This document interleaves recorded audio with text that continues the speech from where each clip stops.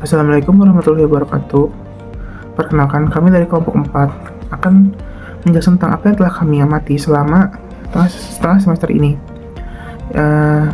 yang berhubungan tentang bahan kimia obat dalam obat tradisional, tepatnya dexamethasone dalam obat tradisional. Dan pembahasan ini, kami akan membahas berita penyalahgunaan bahan kimia obatnya dexamethasone di Indonesia. Selanjutnya, struktur obat dexamethasone sendiri dan fungsinya. Selanjutnya, tentang bagaimana kita mengidentifikasi dexamethasone tersebut, di mana kita akan mendapatkan bahan pembanding untuk meneliti dexamethasone tersebut.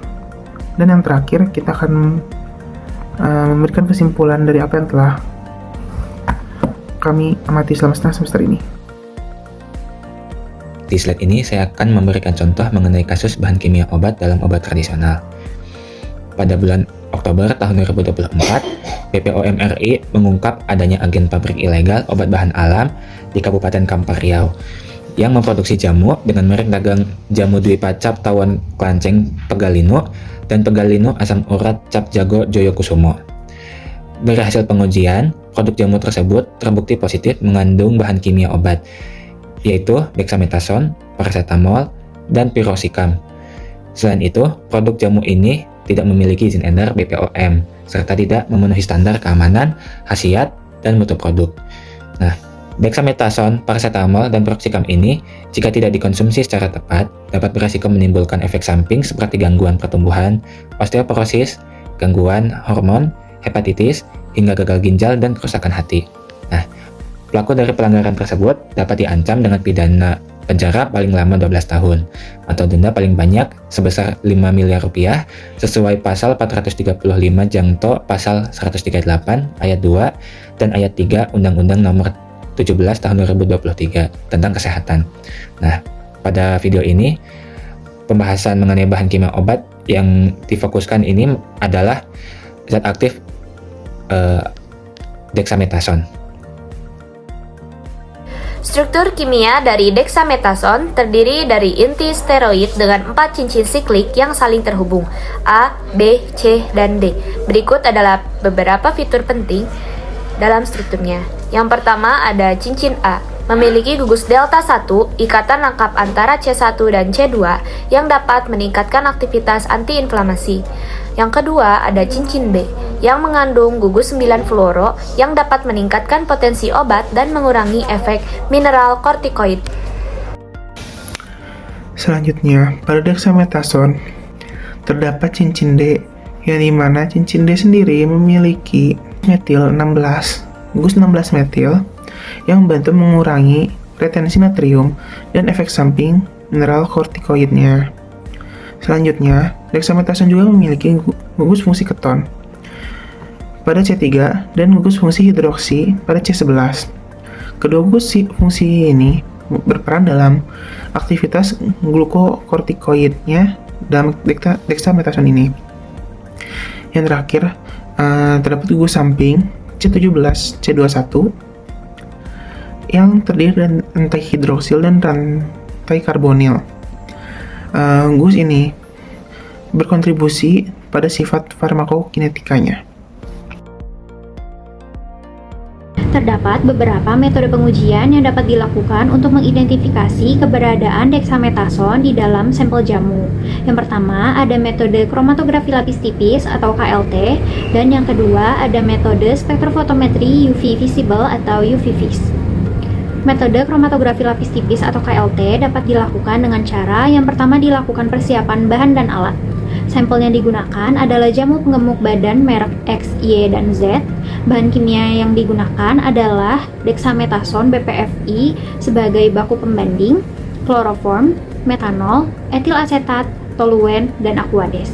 Alat yang digunakan adalah plat silika gel GF254, chamber atau bejana kromatografi, pipet kapiler, lampu UV 254 nanometer dan 365 nanometer, serta alat pengering. Selanjutnya dilakukan pembuatan larutan uji dan pembanding.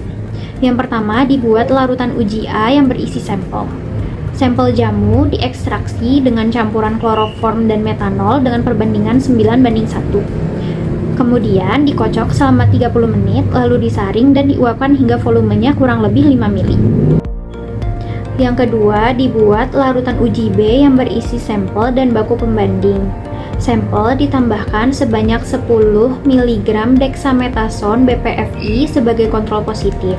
Kemudian diproses seperti larutan uji A. Dan yang ketiga, dibuat larutan C yang berisi baku pembanding.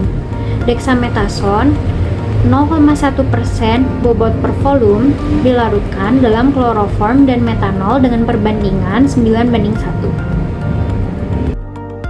Yang terakhir, dilakukan pelaksanaan KLT. Pertama-tama, larutan ditotolkan menggunakan pipet kapiler secara naik. Setelah itu, plat dimasukkan ke dalam bejana jenuh hingga fase gerak naik. Setelah itu, plat dikeringkan lalu diamati di bawah sinar UV dengan 254 nanometer dan 365 nanometer, lalu dilakukan perhitungan nilai RF. Terus setelah itu dilakukan analisis data dan kesimpulan.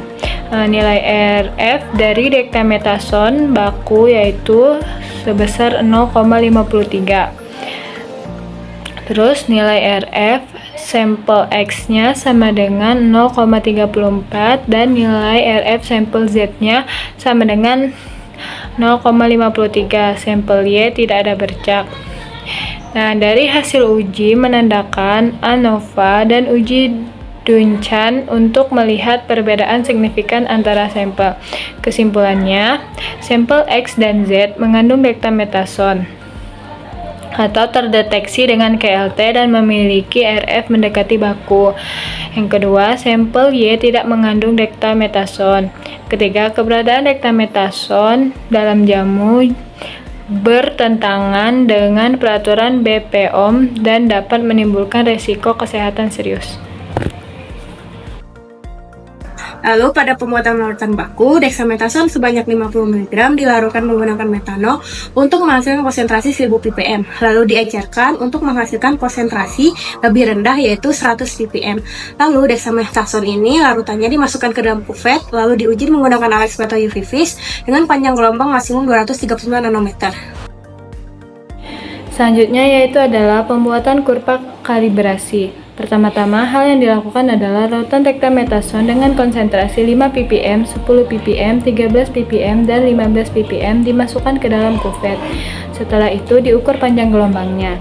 Panjang gelombang yang didapatkan adalah panjang gelombang maksimum pada 239 nanometer menunjukkan hubungan linier antara konsentrasi dan absorbansi. Y sama dengan 0,0374x. Lalu dibuat pembuatan larutan sampel. Pertama-tama, sampel jamu dengan berat 300 mg dimasukkan ke dalam metanol, lalu disaring dan filtratnya diencerkan untuk dianalisis. Pada analisis kualitatif dan kuantitatif, pada analisis kualitatif diuji menggunakan panjang gelombang 200 sampai 400 nanometer, sedangkan pada kuantitatif menggunakan panjang gelombang 239 nanometer. Pada hasil pengujiannya, hasil analisis menunjukkan bahwa semua sampel jamu pegalino dari e-commerce positif mengandung dexamethasone dengan konsentrasi bervariasi antara 1,143% hingga 2,492%. Adapun cara mendapatkan bahan baku pembanding dari marketplace X-Invalab Marker, baku pembanding sendiri merupakan suatu bahan dengan kemurnian tertentu yang digunakan sebagai pembanding dalam pengujian suatu analit dalam sampel. Baku pembanding kimia merupakan senyawa kimia penting yang dibutuhkan dalam pengujian. Untuk menjamin validitas hasil, marketplace khususnya seperti Invalab dan Marker menyediakan berbagai kebutuhan seperti bahan kimia, reagen, dan standar analitis. Selanjutnya, adapun alur layanan Invalab. Pertama-tama, dilakukan registrasi dan login. Proses dimulai dengan registrasi akun di platform Invalab. Setelah registrasi, pengguna melakukan login untuk mengakses layanan yang tersedia. Setelah itu, dilakukan pemilihan ada layanan dan uji profesiensi. Untuk yang layanan, pengguna memilih jenis layanan yang dibutuhkan antara lain seperti hewan uji, baku pembanding, dan kultur mikroba. Setelah itu dilakukan pendaftaran. Pengguna mengisi formulir pendaftaran yang diperlukan untuk layanan yang dipilih. Proses pendaftaran ini mungkin melibatkan pengisian informasi detail terkait sampel yang dibutuhkan pengujian. Setelah itu dilakukan pembayaran. Pengguna melakukan pembayaran sesuai dengan biaya layanan yang dipilih.